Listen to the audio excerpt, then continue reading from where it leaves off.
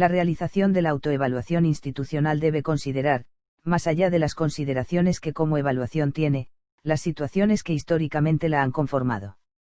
Un breve análisis histórico de la autoevaluación, inicio cita 2 sirve al respecto la aportación realizada por Sáez y otros, 1992, fin de la cita, nos conduce a las diferentes propuestas que se desarrollaron a partir del movimiento que se inició a finales de los años 70, tras el amplio proceso de desarrollo curricular que tuvo lugar durante esta década en el Reino Unido y, en menor medida, en Australia. Noruega y Suecia. Una primera orientación liga la autoevaluación con la mejora del currículo y la enlaza con el interés que este hecho tiene, con la reflexión sobre lo que se hace, con movimientos relacionados con el profesor como investigador o con la investigación-acción. Una segunda orientación surge de las preocupaciones por la eficiencia, el rendimiento de los centros y las posibilidades económicas que tienen los administradores.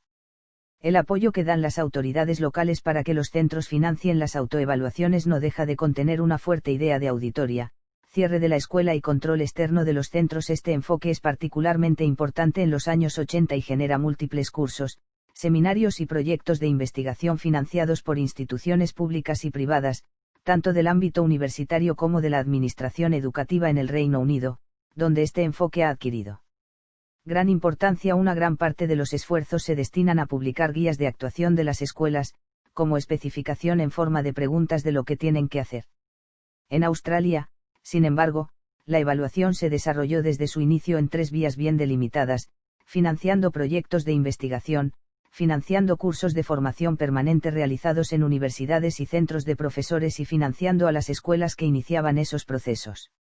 Una tercera orientación, a partir de mediados de los años 80, enlaza el proceso de autoevaluación con la formación permanente del profesorado y con la mejora profesional. Bien se haya promovido la evaluación a iniciativa de las instituciones, o bien sea por exigencia de su propio desarrollo curricular o como reacción a las formas impuestas de rendición de cuentas por las autoridades externas o por las administraciones educativas, lo cierto es que subyace en el proceso una clara indefinición en cuanto a objetivos, audiciones y énfasis. La autoevaluación del centro la conduce obviamente la escuela, pero su desarrollo queda condicionado por aspectos controvertidos. Corno, quien tiene el control del proceso, quien tiene acceso al producto de la evaluación y a qué intereses sirve.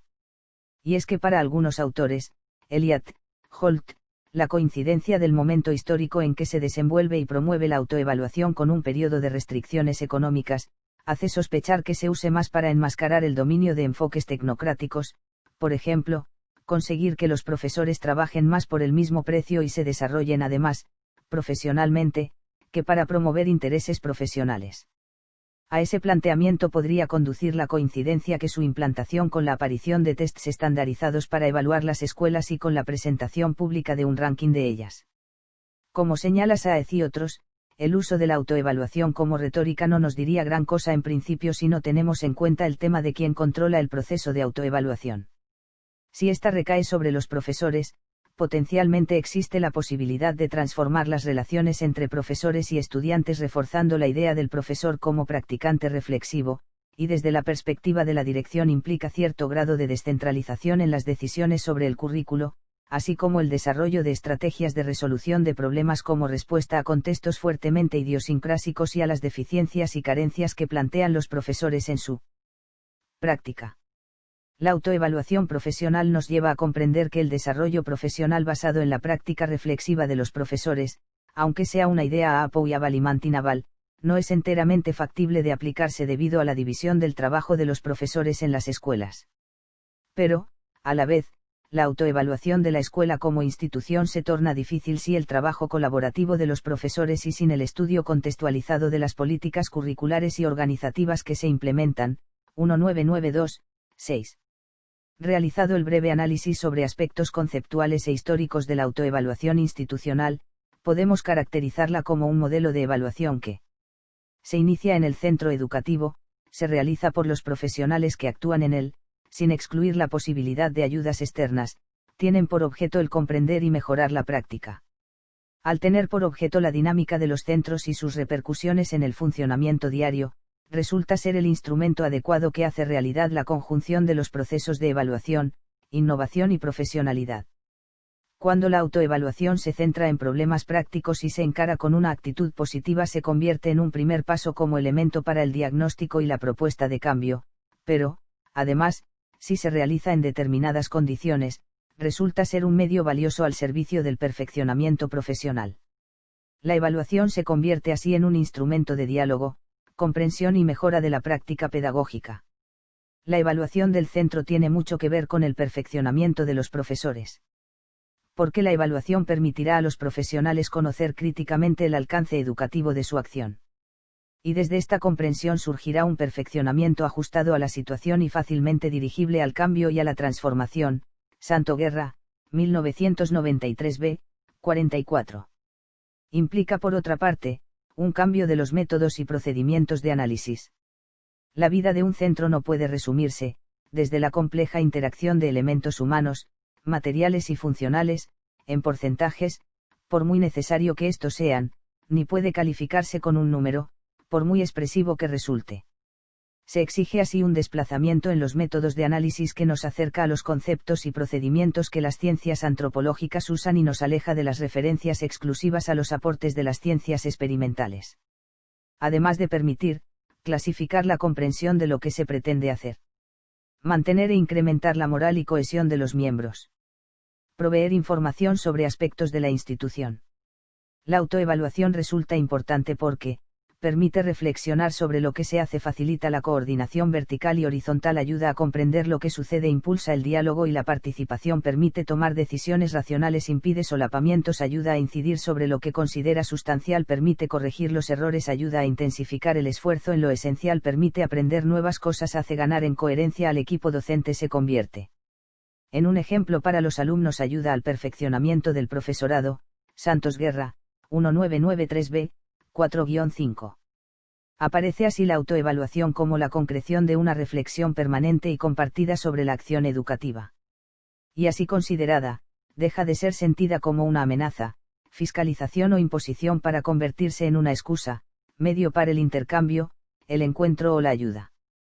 Esta modalidad de evaluación podría calificarse al mismo tiempo de interna y externa, en la medida en que pueden intervenir agentes externos que faciliten el proceso de autorreflexión. Está guiada por principios democráticos, y más allá del valor que pueda tener para los centros evaluados, permite generar un conocimiento sobre las escuelas y favorecer procesos de autorreflexión. Las condiciones de la autoevaluación. Un proceso tan novedoso entre nosotros como es la autoevaluación no puede incorporarse de manera automática al quehacer de las instituciones. Son precisas unas condiciones previas que potenciarán o limitarán la capacidad que tiene la autoevaluación para generar cambio. Algunas de ellas quedan recogidas a continuación. Desarrollar la autoevaluación solo tiene sentido en un marco de autonomía institucional. Si la evaluación ha de conducir al cambio, adquirirá sentido cuando los protagonistas puedan intervenir sobre la realidad. Pensar en la autoevaluación como un instrumento para la revisión externa de procesos de innovación o de control es pensar en ahogarla en enfoques tecnocráticos y administrativistas. La existencia de una comunidad educativa con alto sentido de responsabilidad parece también algo necesario. Solo desde un sentido colectivo se puede ver el centro escolar como reflejo del propio trabajo. La existencia de un alto individualismo y celularismo, consecuencia de una excesiva visión funcionarial del trabajo, dificulta la creación de una cultura colaborativa necesaria para estructurar procesos participativos de revisión. Favorece también la autoevaluación el reconocimiento y conciencia de la existencia de una diversidad de intereses. La asunción de diferencias en concepciones, puntos de vista, intereses tanto personales y profesionales como sociales e institucionales, es el primer paso para la construcción de una cultura común en la que la autoevaluación puede ser el elemento significativo que actúe como motor de cambio. La existencia de un clima escolar adecuado que no comprometa el resultado de la evaluación o vicie su proceso, la autoconfianza de los implicados en los propios logros y deseo de mejora, su confianza en la institución y la presencia de un estilo de dirección participativo y comprometido con la experiencia son otros aspectos que hay que tener en cuenta.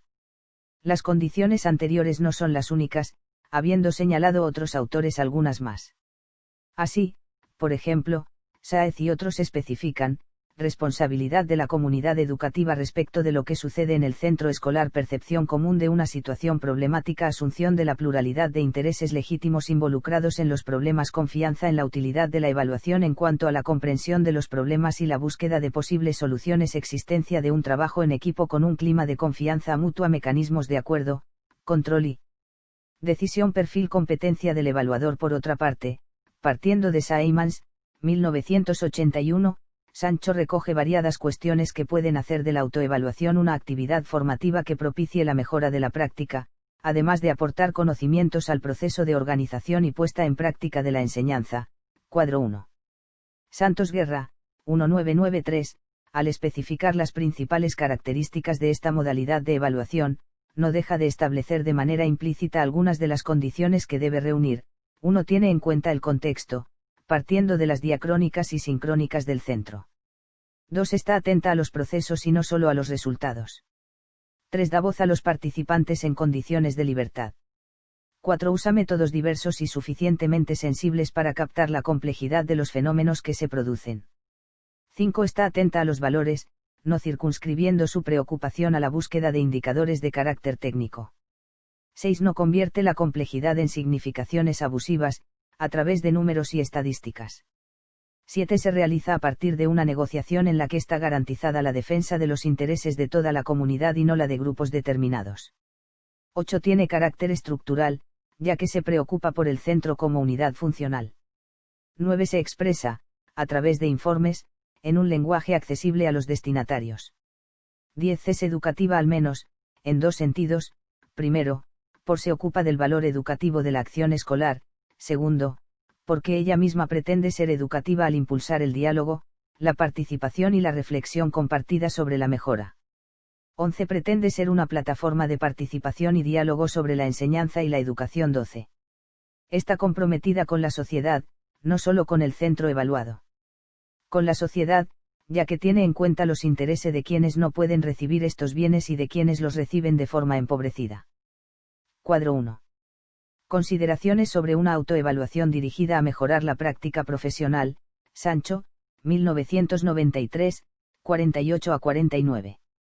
1. Aspira a reflejar la adecuación de la organización de la docencia en los aspectos espaciales, temporales, de recursos, etc. 2.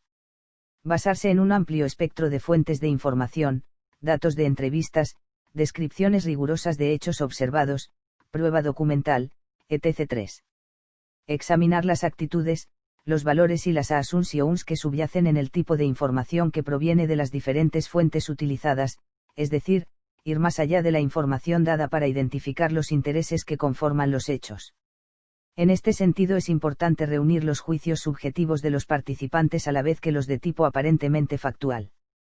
4. Favorecer el flujo de información en todas las direcciones, no solo de abajo a arriba, que es lo más usual, sino también de arriba a abajo de la jerarquía y en sentido lateral. 5. Ayudar a desarrollar el tipo de evaluación informal al que normalmente se dedican los profesores para lograr alguna repercusión, devolución, en su práctica. 6. Concentrarse en las necesidades internas definidas por la escuela y por los profesores y no meramente en lo que los de fuera consideran importante. Si los profesores no consideran importante un tema, parece difícil que se impliquen en su resolución. 7. Tener un carácter particularista y a pequeña escala, ya que se ha de preocupar más por los problemas inmediatos de un determinado contexto, que por los universales y por lo que pueda ser o no en el caso general. 8. Centrarse en la evaluación de situaciones concretas de manera que pueda proporcionar información importante para tomar decisiones y para realizar el análisis de las opciones políticas, es decir, de las líneas de actuación del centro. 9. Sería conveniente que precediese al desarrollo de una nueva organización del currículum. Un estudio previo sobre la forma en la que el centro se organiza para proporcionar a los alumnos la enseñanza daría luz sobre sus posibles puntos débiles. 10. Ser iniciada y administrada por los profesores dentro de los centros, desde la asunción de que solo si los profesores y los centros tienen el control del proceso de la evaluación se involucrarán en la puesta en práctica de cualquier recomendación para la acción que pueda seguir. 11. Utilizar los principios éticos de imparcialidad, de confidencialidad, de negociación, de colaboración, de responsabilidad, etc. No parece fácil que se pueda conseguir cambio alguno si el profesorado siente desconfianza.